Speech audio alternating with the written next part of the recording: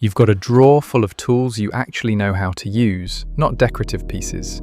Tools with dried cork on the handles, the rubber grip worn down to bare metal. Tools that have been lent out and came back worse. You've rewired things, patched things, diagnosed the weird noise the car was making before anyone else in the car even registered it as a sound. You figured out how to bleed a radiator by watching a YouTube video at midnight with a flashlight clenched in your teeth. And then you did it, and it worked, and you told nobody because why would you? Somewhere along the way, you became the person people turn to when things fall apart, especially the things no one really knows how to fix. The 2 a.m. calls, the I don't know who else to talk to moments. And you take them on the same way you take on everything else, without hesitation or recognition, never making it feel like it costs you anything, even when it does.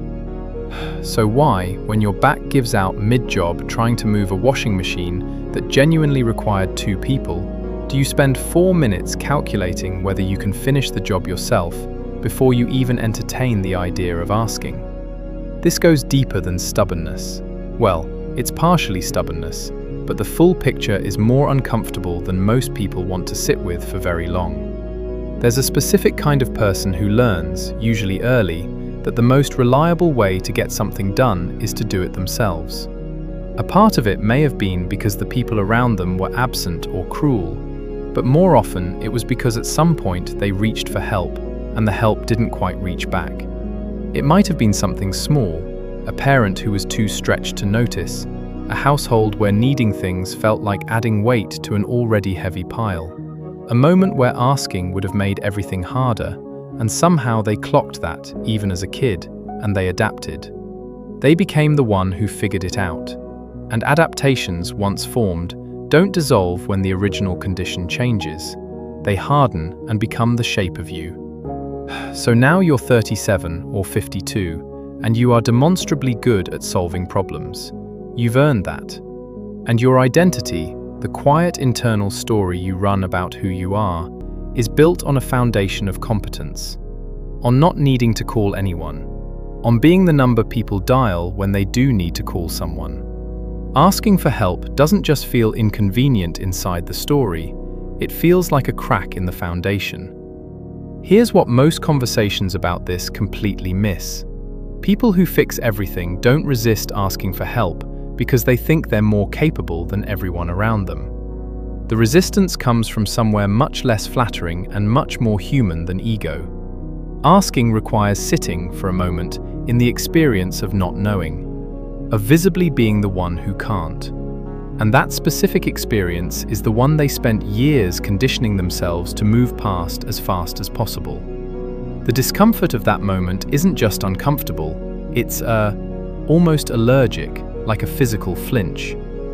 There's a study by Flynn and Lake in 2008, where they found that people consistently underestimate how willing others are to help them. Participants predicted far lower compliance rates when asking for help than actually occurred. The world was significantly more willing than people assumed.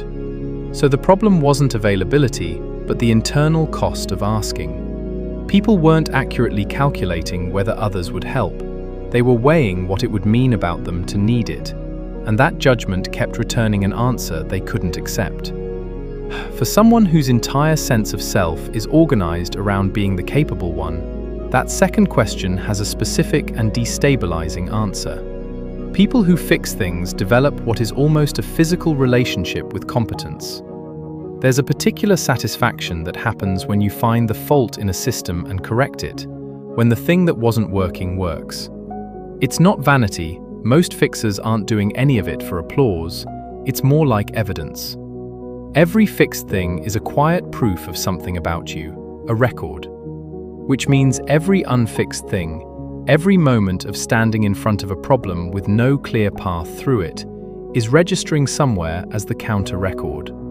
And the brain doesn't sit comfortably with that. The emotional dimension of this is worth staying with for a bit.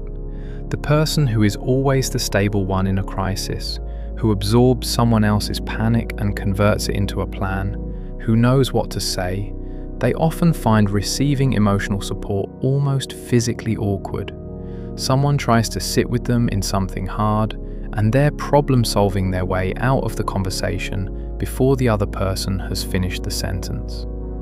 I'm fine, I've thought through it, here's what I'm going to do. Being held feels sometimes more uncomfortable than whatever they were carrying.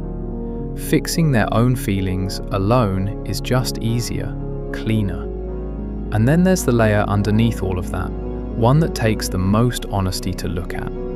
A lot of fixers believe, somewhere quiet and pre-verbal, that needing help is a burden, that showing up with empty hands and a visible problem is taking something from someone. This didn't arrive from nowhere.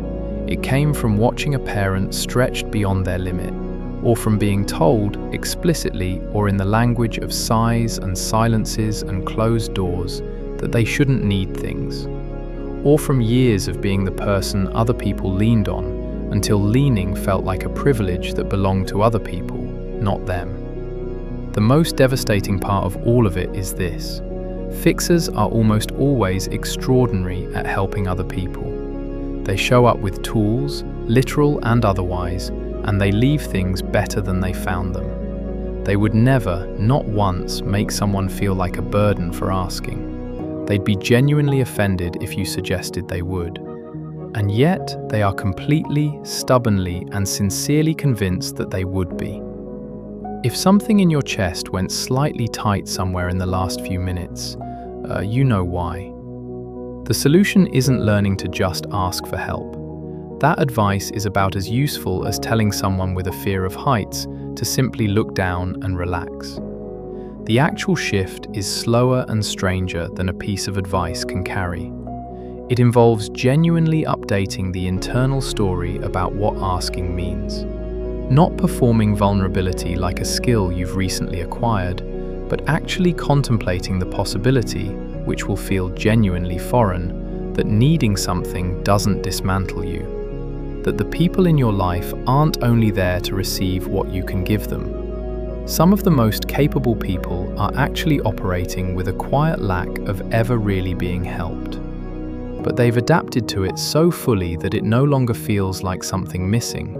It just feels like personality, like that's who they are. Maybe it is who they are.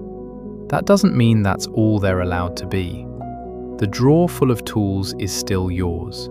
The 2 a.m. calls, the quiet repairs, the things you absorbed so other people didn't have to, none of that stops being real. You can still be the person who fixes things, you're just also allowed to hand someone else the wrench occasionally. And if this video resonated with you, subscribing and turning on notifications means you'll catch the next one as soon as it drops. See you there.